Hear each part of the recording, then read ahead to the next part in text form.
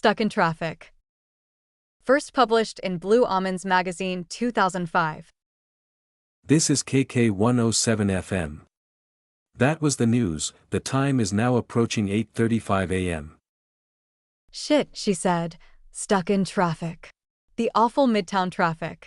Rachel hated it more than anything she could think of right now, sat in her idling Chrysler. She was late, and this traffic was making her even later. This wasn't the impression she had wanted to make on her first day. It was all his fault. "You're taking advantage," she had protested when he'd invited himself into her apartment last night. "I'm tired and drunk and I have to be up early in the morning," she'd said, as he put his foot in the doorway to stop her shutting him out. She recalled the events of last night as "You're So Vain" came on the radio. She'd never quite gotten Steve out of her system. It didn't matter how many times he'd cheated on her. If he snapped his fingers, she came running. He was just so damn charming and, of course, handsome. She blushed as she thought of all the things he'd said and done the night before. But when she awoke that morning, he was gone. She even wondered for a few seconds if it were a dream. Suddenly the driver behind tooted his horn and she snapped out of her trance and moved another couple of feet forward as the traffic advanced slowly towards the bridge. Rachel looked forlornly into the rearview mirror. "I look like shit," she thought, bags under her eyes staring back at her. She smiled sarcastically, pushing the mirror away. Enough reminders. Nervous and impatient, she tapped her fingers on the steering wheel, waiting in line with the rest of the traffic. The move to psychiatric nursing was supposed to be part of the big change in her life, proof she'd moved on from being a doormat for Steve. Now one night with him had jeopardized the whole thing. She had caved in again. "Damn it, Steve," she said, and pounded the wheel with the palm of her hand. After another 20 minutes of queuing, she finally arrived at the hospital and hastily parked, racing along the corridors to make her appointment with Dr. Stevenson and the rest of the inductees. She skidded along the halls, perilously close to toppling over at several stages and cursing her decision to wear the small stylish heels instead of the sensible dowdy flats her mother had bought her. She burst into the room through the large wooden doors that clattered loudly, causing everyone to turn round and stare. She stood there, acutely embarrassed. "Thank you for joining us," Dr. Stevenson said, causing an eruption of laughter from the crowd. "I'm very sorry, Dr. Stevenson," she blurted out, her face crimson. "I got stuck in traffic." "Oh yes, the traffic," he said, scratching his head with a pen which he casually slipped into his jacket pocket. "The same traffic everyone else got up early to avoid?" He left the question hanging, which was received by yet more laughter. Rachel wanted the ground to swallow her up as she took her seat at the back and the doctor resumed his lecture. "We must try to decode the logic of insanity," the doctor said, adjusting his spectacles. "We must be able to comprehend what causes the human mind to dysfunction. I am now going to take you on a tour of the wards and show you some of the most disturbed individuals we house here. Study closely their habits and symptoms. All will be different, but I believe all have the same central cause for disturbance. Please step this way," he said, leading the crowd into the hallway. Rachel followed the group as they ambled down the brightly lit corridor, Dr. Stevenson continuing to dispense his wisdom to the captive audience. "Now the first thing you should remember is that a psychology degree cuts no ice with me," Dr. Stevenson said sharply. "A certificate from Harvard is not knowledge. 30 years of clinical psychiatry experience. That is knowledge. Now is when you start learning." Rachel cringed as the doctor's arrogant voice echoed off the walls. "We have just about every type of psychopath here. Murderers, schizophrenics, self-harmers." The group peered through the small windows of each cell, eyeing the inmates like caged animals. "Also, as many of you will know, we have Richard Marvin, the infamous Invisible Man housed in this facility. I'm sure you'll all want to see him, but at present none of you have the correct security clearance, I'm afraid," the doctor said as the group let out a collective groan. Rachel had read the paper Dr. Stevenson had published on Richard Marvin. That paper had made his name in the psychiatric fraternity, and Dr. Stevenson treated Marvin like his own pet. Demand among the media for access to Marvin was still high, and Stevenson's ego had grown fat in his position as custodian of the infamous criminal. "Here we have a very pathetic individual. A pyromaniac by instinct. As the doctor gave his self-important analysis of the patient, Rachel found her mind wandering. Thoughts drifted to Steve and the night before. The way she'd felt when he called, the flush of excitement when he'd arrived at the bar. She couldn't help herself. Rachel followed at the rear of the group, almost on autopilot. And as the party reached the last cell, Rachel realized that she'd made no notes. She'd been barely paying attention at all. Damn it, Steve. Well, group, I hope you have all made copious notes on what you've seen today. These and many more cases will be presented to you each day as part of your work in clinical psychiatric nursing. If you qualify, Dr. Stevenson said, looking at his watch. It was now 5 to 12. now I guess is the time you've all been waiting for, lunch. He said, as a collective giggle rang out amongst the group. We'll reconvene in the lecture hall at 1. Don't be late. He added, turning on his heels. Jesus, can you believe the ego on that guy? Rachel overheard the woman next to her say as she ate her lunch in the cafeteria. I didn't study my ass off to be told that a psychology degree is worthless. The woman added. Suddenly Rachel's mobile phone beeped as she received a text message. I'll meet you at work at 5:30 p.m. We need to talk. She deleted the message with a sigh, but despite this she couldn't shake her thoughts off Steve. Why couldn't he just settle down and commit? I'm a damn fine catch, she thought, as her mother had told her 1,000 times, after Steve had cheated on her yet again. When is he going to realize that we're good together? Rachel sat, elbows on the table supporting her head in her open palms, thinking of the wedding she'd always planned on a beach in Hawaii, and the beautiful white wedding dress she lusted after in the shop window at Bloomingdale's. As Rachel daydreamed, Steve was stood at the counter of the florist's just 14 blocks away, looking lost. Can I help you? The assistant asked as he nervously browsed the selections of flowers. I need something special. He said. Something that says I'm sorry, and will you marry me? He added with a nervous laugh. Well, that's a lot to say with just flowers. The florist responded, staring into his eyes. But I think I might have just the thing. She added with a toss of her golden hair. She was a blonde, tall too, his favorite kind. He knew he had a chance of getting her number if he tried. But now he felt able to resist. He could only think of Rachel. Was he cured of his roving eye at last? Here. She said, handing him the wrapped bouquet. These should do the trick. That's $112. Steve's face dropped. I can see it's a while since you bought flowers. She said. Steve just nodded and pulled out his credit card. Rachel sat on her plastic seat, chasing her food round the plate with her fork, her mind preoccupied. Suddenly, all about her, plates were noisily picked up and placed on the long white counter. She checked her watch. It said 12:55. Lunch was over. Back in the lecture room, Rachel struggled to focus on Dr. Stevenson's dull vocalizations. She stared blankly ahead, absent-minded. Deep in the heart of the hospital's secure unit, Richard Marvin was pacing in his cell. Do it, Sullivan. He hissed as he pressed himself against the cell wall. There was no response. Do it, Sullivan, now's the time. Do it. Just like we talked about. A stifled moan escaped from the next cell. Albert Sullivan, a paranoid schizophrenic, stood on his bed, sobbing, and reached for the mesh grill in the ceiling, behind which was a single light bulb. In his left hand he held a sharpened piece of metal. He was holding it so tightly that blood was dripping from his palm. In the next cell, Marvin concentrated his thoughts on the pitiful wretch next door. Sullivan could feel the thoughts pulsing in his brain, making him nauseous.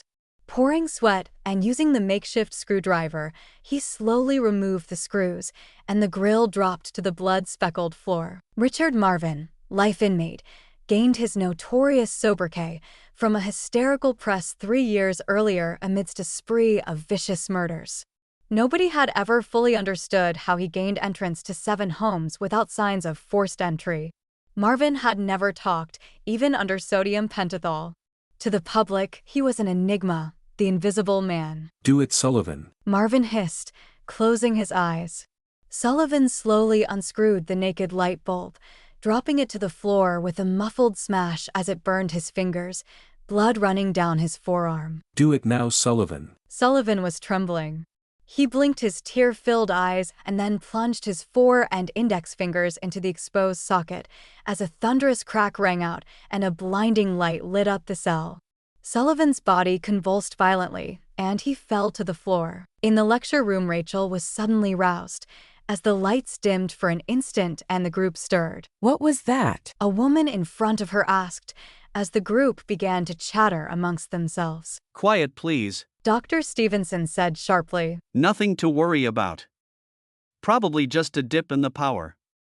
Let's continue. Sullivan lay slumped on the floor of his cell, dead. He'd played his part. Marvin quickly pushed the cell door. It opened, just like he knew it would.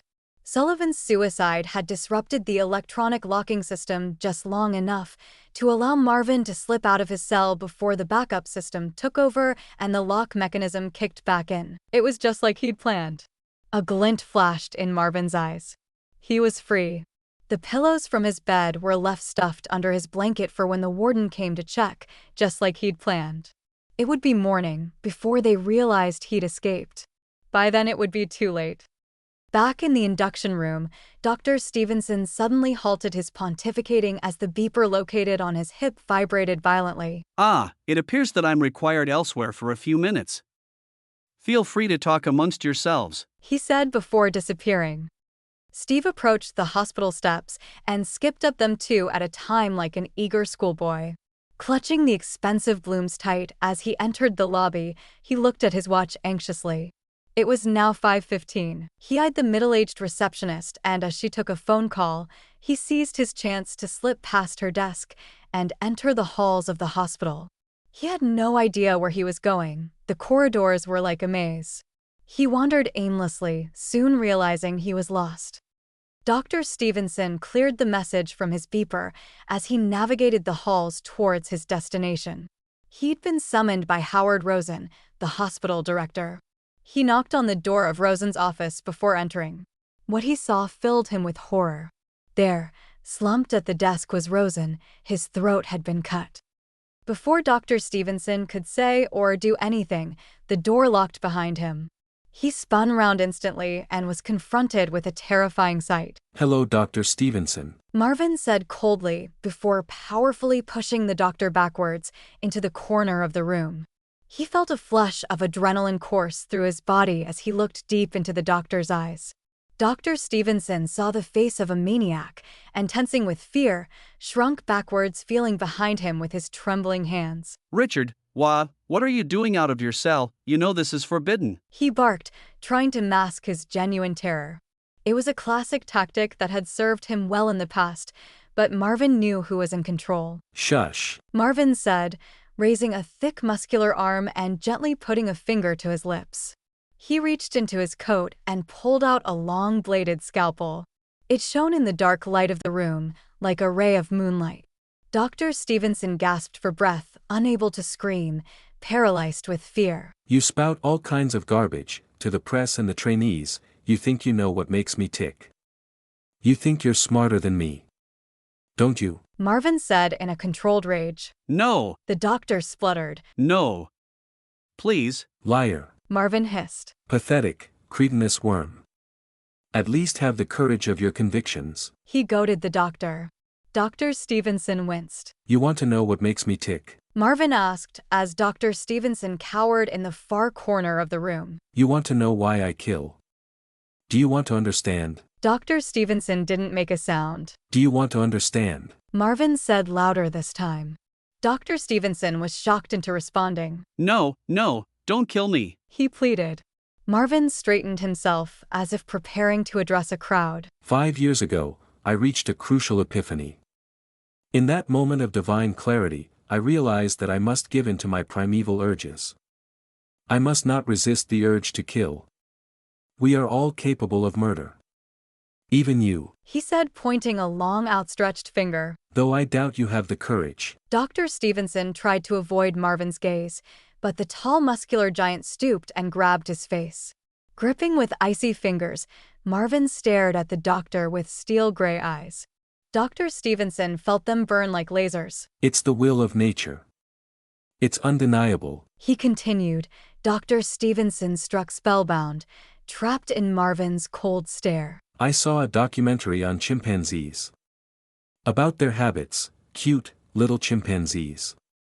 They looked so human, so familiar, like little children. Then the chimps saw a tiny monkey in the trees, they chased it, this small monkey, they were screaming and squawking. 20 chimps, chasing this little monkey, when they caught it, they tore it apart. These cute, little chimps became murderers, right in front of my eyes, and I thought, my God. The beauty of it. Even the noblest of apes, docile one moment, a perfect, killing machine the next. It was suddenly clear to me. The urge to kill, nature's command. It should be obeyed. They said I was insane. But I'm not insane. I'm enlightened. Politics, religion, society. Hiding from nature. Nature's laws. Do what thou wilt shall be the whole of the law. Marvin said, tightening his grip on Dr. Stevenson's face and grimacing. His upper body was almost in spasm as the primeval instinct surged through his veins. The doctor sensed what was approaching and summoned up the very last of his courage. He made a grab for Marvin's right wrist and throat. Dr. Stevenson screamed as Marvin's powerful left hand peeled his fingers from his throat like they were putty. He felt the full power of Marvin's exceptional strength. His spirit collapsed totally as Marvin held his limp body like a rag doll. Richard Marvin looked into Dr. Stevenson's eyes as he pushed him powerfully to the floor and towered over him, a mountain of evil. I must kill you. I must obey. Your death will be beautiful. The doctor slumped against the wall and sobbed in terror. Light glinted off the long scalpel in Marvin's hand. He looked up, putting his hands up in front of him, and let out a short, shrill scream. Now he sees, Marvin said after he had finished mutilating the body. He wiped the blood-stained weapon on Dr. Stevenson's trousers. Then, placing the scalpel on the edge of the sink, he washed his hands as the flowing water in the basin turned pink, then dark crimson. He looked deeply into the mirror, ran a hand through his black, greasy hair, and then took a white coat from the coat stand, turned and left through the door, into the busy hospital hallway.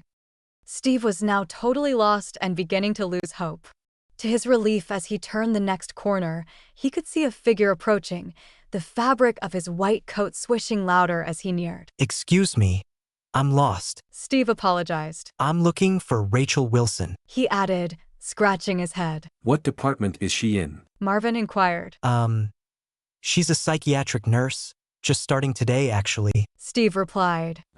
If she's being inducted, she'll be with Dr. Stevenson. He added, a spark lighting up his eyes. They won't finish until 5:30 p.m., there's a coffee room just through here. You can wait there if you like. He said, leading the way.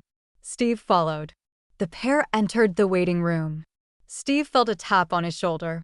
Turning around, he came face to face with the killer. Feel free to help yourself to coffee, Marvin said, before turning on his heels and walking away.